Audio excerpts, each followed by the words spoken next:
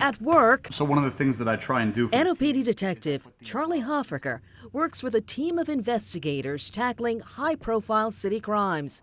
He and his team have a front row seat to New Orleans' gory, violent side. But away from work, I could literally paint all day. Easily. he works in solitude, channeling stress from work into art. With each stroke of his paintbrush, he creates thought-provoking art pieces on the social ills of New Orleans he sees daily on his job. His goal? Spur dialogue to help produce resolutions to the city's problems. In my opinion, we need to get mad about violence in our streets. We need to get passionate about it and start dealing with it in different ways. His art tackles controversial subjects, but with unconventional artistic methods. Take this commentary on the tragedy of the young lives lost to New Orleans' violent crimes. He took their social media posted pictures, but recreated them using gunpowder, brass, and copper. Then there are the series of paintings of AK-47s. It's a weapon of choice in some New Orleans killings, except here, they're strung with signature Mardi Gras beads. It's his artistic commentary on the duality of New Orleans, a culture of violence alongside a culture of celebration. We have a very unique culture here, and it poses a unique set of problems. The idea for me is to make people think about social issues, specifically in New Orleans. Forgetting about it and moving on and just having a beer and crawfish is not going to fix violence on our streets or the education problem or, some of the economic problems that our city's facing. Another piece, his mugshot portrait of convicted New Orleans murderer and gang leader Telly Hankton. Keeping with his cutting-edge approach, he composed the work using symbolic elements associated with Hankton's criminal history.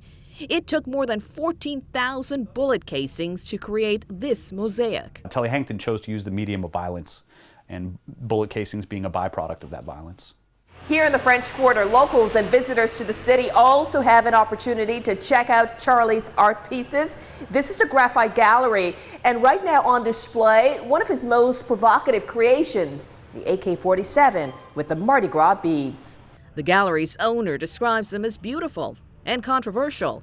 He says they trigger conversations on important issues he wants tourists to think about while here. I want them to understand New Orleans maybe at a deeper level than just Bourbon Street and crooked houses. In Mid-City at the Treo Bar and Gallery, two of his art pieces are prominently displayed.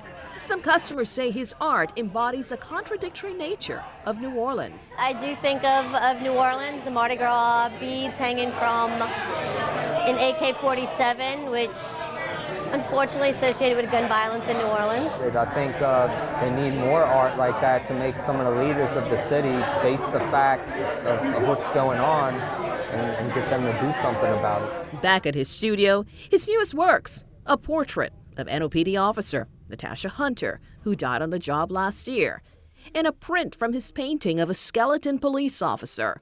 His works are similar to the artistic works of military veterans, which give a raw perspective on war and the issues surrounding it.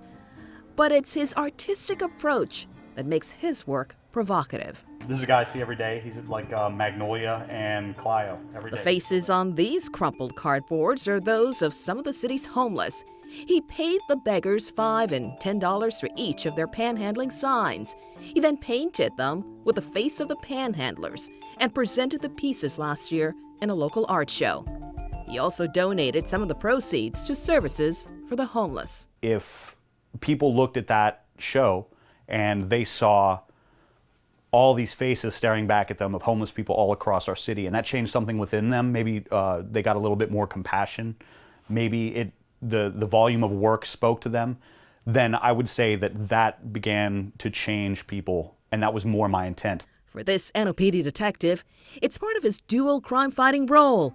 Except away from work, he hopes, with each brushstroke, he can ignite change through his art and help stimulate solutions to problems plaguing New Orleans. Liz Reyes, Fox 8 News.